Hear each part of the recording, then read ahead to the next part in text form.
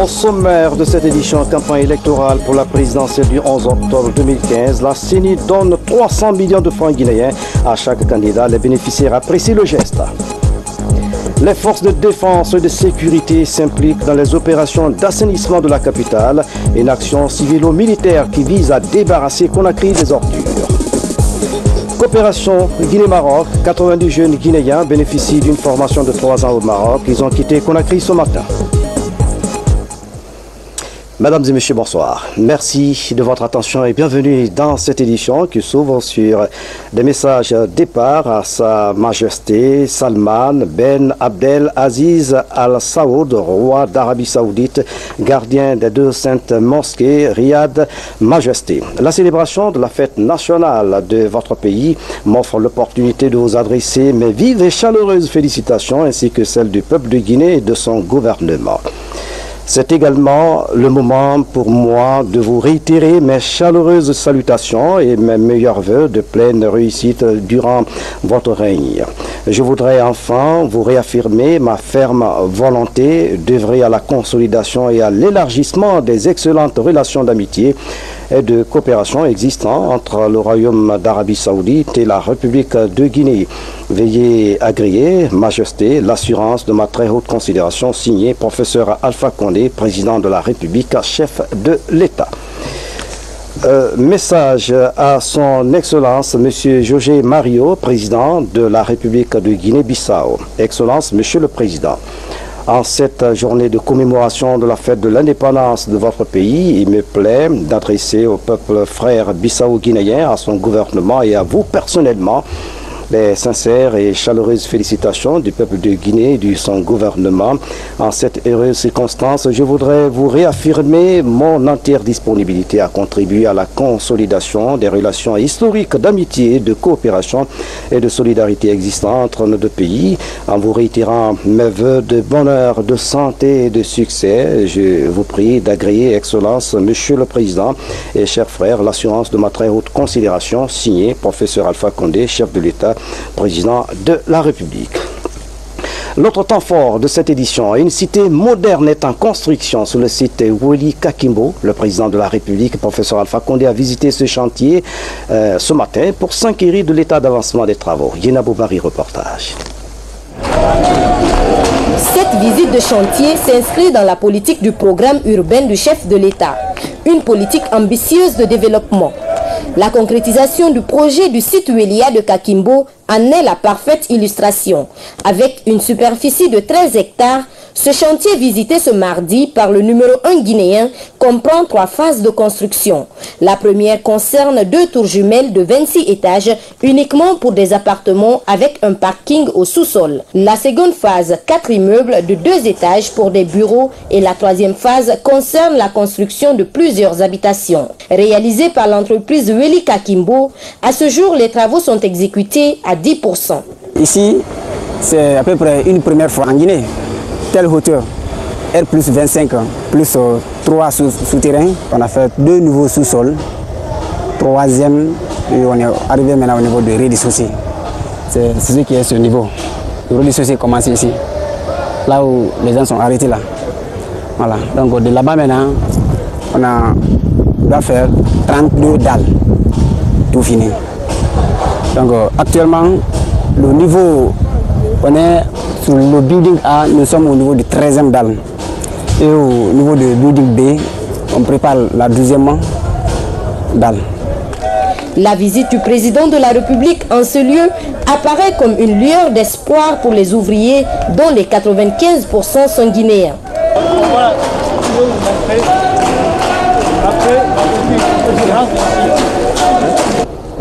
Nous sommes très contents. Pour la première fois, le président de la République nous a rendu visite et très content de cette site parce que cette site est la première jarre en Guinée. Donc sa visite, ça nous encourage et nous savons qu'il fera quelque chose plus que ça en Guinée.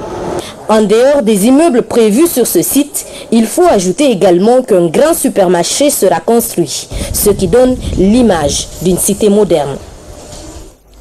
Élection présidentielle du 11 octobre 2015. Les partis politiques en lice sont sur le terrain pour convaincre et mobiliser les électeurs. Pour accompagner justement la campagne électorale, la CENI a doté 300 millions de francs guinéens par candidat. Les chèques ont été remis aux représentants des différents candidats. Makeme dans un reportage. 2,4 milliards de francs guinéens est le montant donné par la CENI aux 8 partis en compétition pour l'élection présidentielle du 11 octobre. Cette somme est repartie à raison de 300 millions par parti politique. Une façon pour l'institution d'accompagner les candidats dans la campagne électorale. Inscrit dans nos prérogatives et dans notre budget, la CENI accorde une subvention aux partis pour les aider dans la campagne électorale. Les représentants des partis en lice signent le chéquier, un acte plus ou moins apprécié par les bénéficiaires. Mais nous sommes très heureux de l'effort fourni par les autorités guinéennes pour nous permettre de mener à bien nos campagnes. Et merci beaucoup pour ce geste que nous allons bien sûr utiliser à bon escient. Non, on s'attendait à ce qui était dit anciennement, que c'était 600 millions. On a diminué jusqu'à 500 et quelques. Si aujourd'hui on nous donne 300 millions, bon, et qu'est-ce que vous voulez? Je perçois ce qui m'a été donné et je rendrai fidèlement compte à la direction du parti. Cette subvention est l'une des promesses faites par Bakary Fofana et son équipe lors de la première rencontre avec les représentants des partis politiques. Dans le même registre, la coalition des filles et femmes de Guinée a animé une conférence de presse à Conakry. Des discussions ont porté sur les acquis et les faiblesses de la case de veille de 2013. Les médias et les journalistes que vous êtes, d'être à la hauteur. Que cela se traduise par la circulation d'informations électorales responsables, qui ne puissent pas du tout contribuer à la destruction de la paix au sein de notre pays. Et je pense que les journalistes avec lesquels nous avons eu à travailler sont déterminés à le faire. Les recommandations issues des travaux sont une boussole qui oriente on ne peut mieux les journalistes à plus de responsabilité, de neutralité et d'indépendance en cette période électorale. Ce qui est dit, il n'y a rien d'extraordinaire. Tout ressort du respect de l'éthique et de la déontologie du métier de journaliste. On nous invite à être vraiment indépendants, à ne pas se laisser instrumentaliser par les politiques, par les partis politiques, faisant notre boulot tout en promouvant la consolidation de la paix. D'abord, c'est inviter les journalistes à avoir des canaux d'adresse comme source d'information. La deuxième recommandation, j'invite les journalistes à avoir une solidarité confraternelle agissante, parce que les journalistes que nous sommes, nous avons besoin de développer nos relations avec les confrères qui sont aussi une source importante. À l'issue de ce forum, l'Union internationale de la presse francophone espère que les journalistes chargés de couvrir les élections prochaines sauront répondre aux attentes des politiques et des populations. Et puis ce communiqué de la Cour constitutionnelle qui vient de nous parvenir à l'instant même, la Cour constitutionnelle de la République du Guinée siégeant en son audience plénière ordinaire et non publique du 21 septembre 2015, statuant sur la lettre numéro 141 SC P HAC 2015 du 19 septembre 2015 par laquelle Madame la Présidente de la Haute Autorité de la Communication HAC saisit la Cour constitutionnelle avec la copie d'un élément incriminé.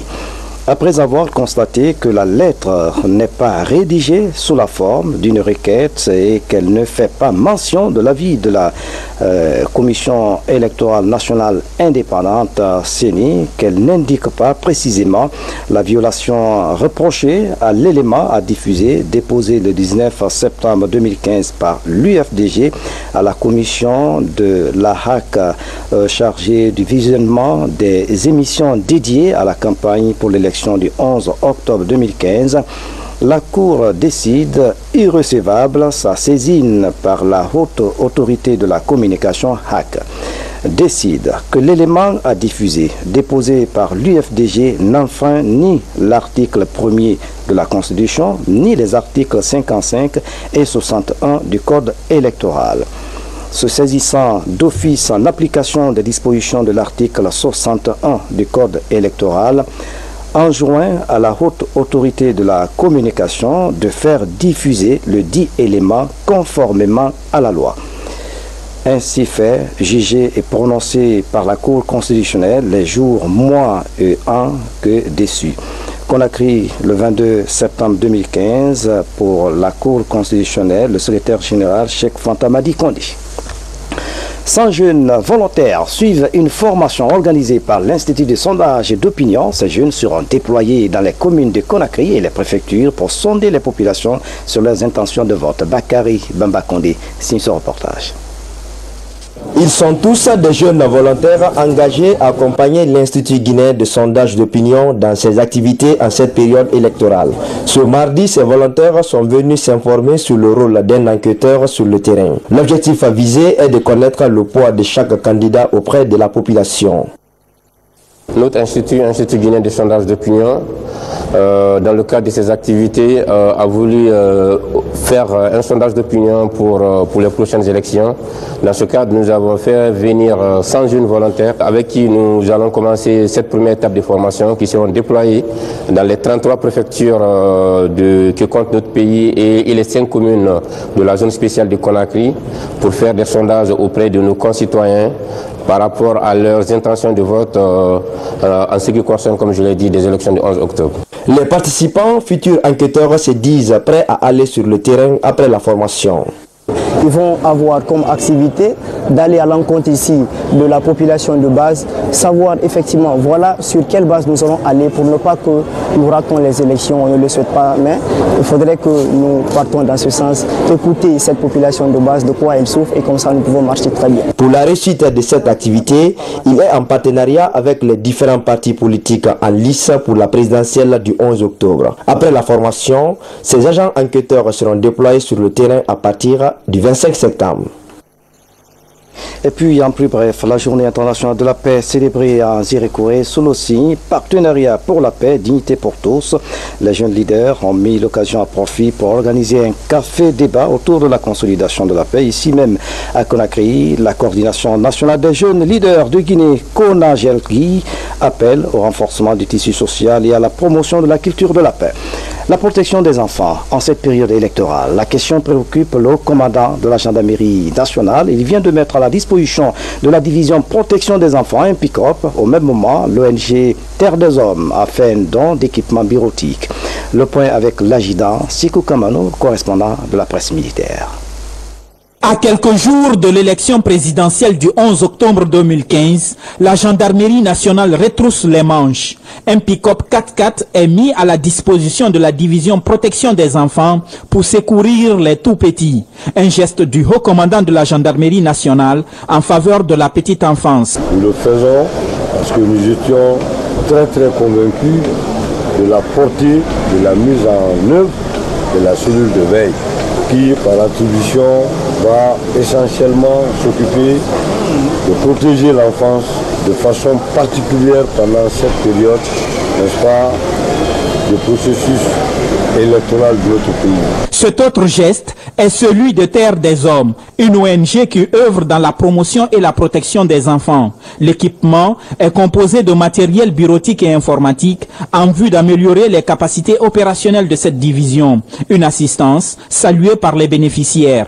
C'est un honneur aussi de pouvoir mettre ce matériel, puisque c'est certainement un outil qui va vous aider encore mieux vous consacrer à la cause qu'on défend tout, c'est la protection des enfants. Soyez rassurés que ces matériels d'une haute importance que vous venez de nous octroyer seront utilisés à bon escient et dans le cadre strict de l'intérêt supérieur des enfants.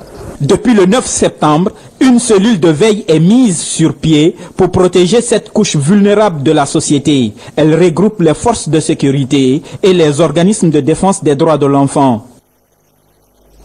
Les forces de défense et de sécurité étaient fortement mobilisées ce mardi autour des actions d'assainissement de la ville de Conakry. Plusieurs endroits de la ville ont été débarrassés des ordures. La hiérarchie militaire et le gouverneur de la ville de Conakry ont dirigé l'opération. Voici le reportage du commandant Mohamed Kassé, correspondant de la presse militaire.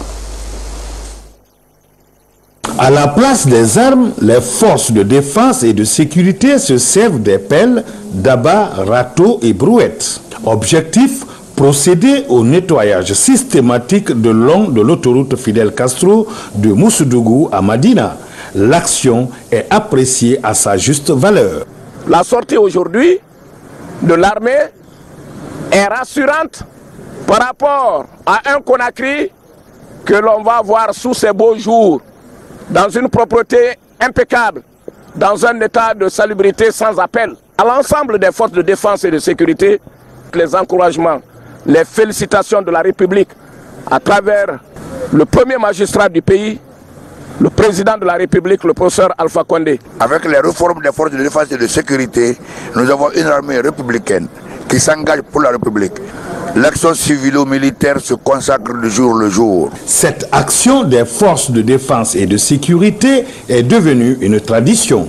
Elle solidifie les relations civilo-militaires. Participer à l'assainissement de nos villes, c'est un devoir pour nous les militaires, parce que l'armée guinéenne, c'est une armée au service de la nation. Les actions civilo-militaires constituent une de mes priorités. Cette campagne d'assainissement, enclenchée par la hiérarchie militaire, va se poursuivre pour le bien-être des populations guinéennes. Le directeur du réseau des instituts Pasteur est à Conakry. Il a été reçu par le Premier ministre. La création d'un institut Pasteur en Guinée pour lutter contre les maladies virales a dominé les entretiens. Ousmane Bangoua. Cette signature de protocole d'accord entre le Premier ministre Mohamed Seïd Fofana et Marc Jean, directeur du réseau international des instituts Pasteur, vise un objectif, celui d'accompagner la Guinée dans la création d'un nouvel institut Pasteur en vue de relever le défi sanitaire dans les domaines environnementaux par le biais de la formation. Cet acte de coopération est bien apprécié et soutenu par les deux parties. D'où cet engagement du gouvernement français à travers son réseau international des instituts Pasteur. La République de Guinée dans la lutte contre les maladies infectieuses. Il est évident que cette lutte contre les maladies infectieuses passe par un certain nombre de dispositifs et en particulier la mise en place de réseaux de laboratoires qui ont des capacités à faire le diagnostic et à encourager le développement de la recherche sur ces maladies infectieuses. Pour le Premier ministre Fofana, cette signature de protocole d'accord est une opportunité pour les deux pays de renforcer l'excellence des relations d'amitié et de coopération existant entre les deux peuples. Je saisis l'occasion pour remercier au nom de son Excellence le Président de la République, le professeur Alpha Condé, et à mon nom propre, du gouvernement guinéen et du peuple de Guinée, le remerciement au gouvernement français ainsi qu'à tous les acteurs nationaux, africains et internationaux qui ont lutté et qui continuent de lutter pour vaincre à jamais Ebola et doter la Guinée d'un système de santé moderne et résilient et efficace. Nul doute que le nouvel Institut Pasteur de Guinée, dont nous allons entériner aujourd'hui la création, par notamment son infrastructure, ses équipements de recherche, son réseau institutionnel et ses programmes, contribuera à accélérer le renforcement des capacités des enseignants-chercheurs et chercheurs pour leur permettre de jouer leur rôle d'acteurs et de gardiens vigilants de la santé et du bien-être de nos populations, de garants de développement durable et de l'émergence du pays à laquelle nous aspirons tous. La création de ce nouvel Institut Pasteur de Guinée est le 33e sur les 32 déjà opérationnels à travers le monde. Cette institution vient renforcer la capacité du système sanitaire en Guinée. L'autre image est de l'actualité nationale, des fournitures scolaires pour les enfants victimes d'Ebola à Guékédou. C'est un don de la présidente du Cercle féminin de Guinée. Ce geste vise à aider les 150 enfants à reprendre le chemin de l'école dans les meilleures conditions. Haïa Ramatoulaye Touré. Il y a une année encore, Guékédou était l'épicentre de l'épidémie à virus Ebola. Depuis, plusieurs enfants de la localité sont orphelins. Après l'épidémie, la présidente du Cercle féminin de Guinée, membre du Cercle féminin des Nations Unies de Genève, apporte ses fournitures scolaires à 150 enfants victimes de cette maladie. Chacun de nous a été touché de plein fouet avec l'arrivée de l'épidémie à virus Ebola dans notre pays l'année dernière, ce qui a fragilisé d'abord l'économie nationale, mais ça a endeuillé surtout plusieurs familles et les enfants sont restés orphelins. Et être orphelin, ce n'est pas une chose facile. Donc j'ai été sensibilisée à distance et je me suis dit, pourquoi pas, chacun peut faire quelque chose, ne fût-ce qu'un stylo, ne fût-ce qu'un bic, ne fût-ce qu'un savon. Ça pourra aider les enfants qui sont dans le besoin. Le geste de Aminata Mikala Kourouma est apprécié. Tout ce qui peut aider, comme on l'a dit, il faut savoir, faut faire quelque chose pour ton pays. Ne t'attends pas toujours, le gouvernement ne peut pas tout faire. Et comme on sait avec la crise sanitaire qui vient de se passer, ça n'a fait qu'accroître la vulnérabilité. Donc tous ceux qui peuvent nous apporter de l'aide sont les bienvenus. Et moi j'ai vu la dame sur le terrain là où elle réside au moment où Ebola battait son plein sur le territoire guinéen. Je sais avec quelle détermination et quel engagement elle était disponible pour accompagner la Guinée. Et si aujourd'hui elle a apporté un soutien dans le cadre de l'accompagnement des enfants orphelins, je pense que c'est une suite logique de sa détermination et de sa fierté d'être guinéen. Le Cercle féminin des Nations Unies de Genève existe depuis plus de 40 ans. Il regroupe des femmes diplomates, des ambassadrices, des fonctionnaires basés à Genève. Le médiateur de la République poursuit sa tournée dans les départements ministériels. Sa démarche vise à faire connaître son institution. Général Fassine Touré était au ministère de l'Environnement pour expliquer au cadre la mission d'un médiateur de la République, Alga Simba. Le médiateur de la République est un organe gracieux et indépendant entre l'administration publique et les administrés. Pour vulgariser la mission de son institution, le général Fassine Touré est en tournée dans les départements ministériels.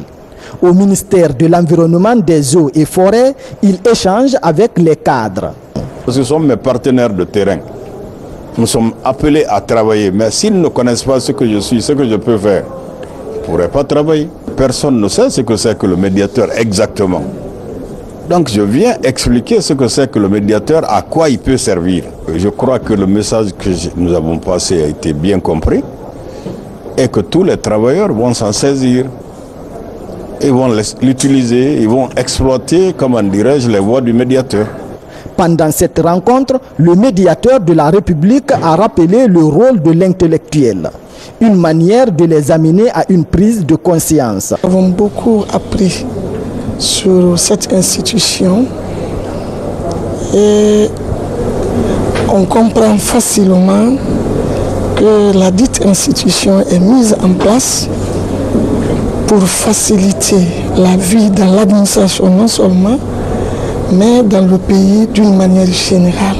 Le médiateur est très important pour un pays comme le nôtre. Les débats ont porté sur la compétence, la saisine et les moyens d'action du médiateur. Une institution qui a pour mission de promouvoir la paix, l'entente et la fraternité entre les citoyens. Dans l'actualité encore, le ministre de la Communication a regagné Conakry ce mardi après 3 semaines de traitement en France. On se souvient que le ministre Alocine Makanera Kake a été victime d'un accident de la circulation sur la nationale Conakry-Bokeh. Son retour à Conakry a été salué par une foule immense. On écoute Alocine Makanera Kake au micro de Alga Simba. Franchement, j'ai été bien accueilli et j'ai reçu des soins de qualité, ce qui me permet aujourd'hui d'être en forme. Et je profite de votre micro pour remercier tous les Guinéens, la presse, les hommes politiques, l'administration, la société civile, parce que c'est dans les moments difficiles qu'on reconnaît les amis et le peuple de Guinée m'a prouvé de leur amitié, de leur soutien pendant cette période difficile. Présentation des résultats du protocole de pré-évaluation des patronats donc de Guinée. Ce document vient combler un vide institutionnel dans le fonctionnement des patronats. C'est une initiative de l'Inspection générale du travail en accord avec les organisations patronales et syndicales. Le reportage de Amadou Touré dans les prochaines éditions d'information. La coopération Conakry-Rabat se renforce davantage. 90 jeunes Guinéens viennent de bénéficier d'une bourse de formation professionnelle au Maroc. Ces étudiants vont suivre 3 ans de formation dans les écoles marocaines. Ils ont quitté Conakry ce mardi pour Rabat. Mamadou Saliouba revient de l'aéroport de Conakry. Au nombre de 90, ces jeunes sont sélectionnés parmi 1200 candidats suite à un test écrit et oral. Aujourd'hui, ils s'envolent pour le Maroc où ils doivent suivre 3 ans de formation professionnelle. Ils partent de Conakry avec une ambition, apprendre et revenir servir leur pays. Quand on part là-bas, on doit faire le sérieux parce que l'État nous a porté confiance pour faire relever les défis au retour en République de Guinée ici. Donc arriver là-bas, ce n'est rien d'autre que les sérieux, prendre les études au sérieux pour qu'on puisse relever les défis qui se trouvent au niveau de la République de Guinée. Une fois là-bas, on va prendre les études au sérieux. On n'est pas là-bas pour pagailler ni pour faire autre chose. On sait, on doit partir là-bas non seulement pour étudier très bien et venir former la Guinée. Ces étudiants vont rejoindre 70 de leurs compatriotes partis il y a 2 ans. À la fin de leur formation, ils doivent retourner au Bercail pour former les formateurs dans les écoles régionales des arts et métiers. Le projet est le fruit de la coopération entre Conakry et Rabat. C'est un projet que le professeur Alpha Condé a déclenché parce qu'il était bloqué en 2004. La construction d'une école régionale des arts et métiers dans chaque région de la République de Guinée pour permettre la formation des jeunes dans des métiers qui sont aujourd'hui nouveaux en République de Guinée et qui sont demandés par le marché de l'emploi. Qualifier la formation professionnelle, c'est l'une des priorités du gouvernement guinéen. Le pèlerinage est le 5e pilier de l'islam. Demain, les pèlerins se rendront sur le mont Arafat. Ce rituel est obligatoire pour un pèlerin. Pour soutenir justement les pèlerins, les musulmans doivent jeûner pour se faire pardonner. Le sens de Arafat avec Fatima Touyalou. Le pèlerinage à la Mecque est essentiel pour tout musulman ayant les moyens au moins une fois dans sa vie. Pour le pèlerin, se rendre sur le mont Arafat est impérieux. Tout comme la nuit du destin, Arafat est un jour choisi par Allah comme le meilleur dans le calendrier musulman. C'est le 9e jour du 12e mois lunaire. Ce jour, les pèlerins musulmans passent la journée sur la montagne appelée Arafat pour faire des prières et invocations. Arafat, c'est dérivé du verbe connaître. Et nous avons deux causes possibles pour l'appellation de ce lieu. La première cause, c'est selon certains écrits, que notre Père Adam, le Père de l'humanité, notre Père Adam a retrouvé sa femme dans ce lieu, sur cette montagne, la montagne de Arafat. Donc ici, c'était le premier contact ou la connaissance entre Ève et Adam. Sayyidina Ibrahim, qui est le patriarche Abraham, c'est-à-dire le père de tous les prophètes, a été enseigné les principes du pèlerinage par l'ange Gabriel, aussi dans Arafat, ou bien à Arafat. C'est ce qui a fait que, à cause de cette connaissance qu'il a acquise dans ce lieu, c'est ce qui a donné le nom Arafat à ce lieu. Aussi, c'est en ce lieu que le prophète Mohammed, paix et salut sur lui, a fait son dernier sermon avant sa mort. Selon les Écritures saintes, tout musulman, à l'exception des pèlerins qui jeûnent, aura une récompense divine. Le jeûne du jour d'Arafat va nous aider tout simplement à effacer nos péchés pour une année précédente et une autre suivante.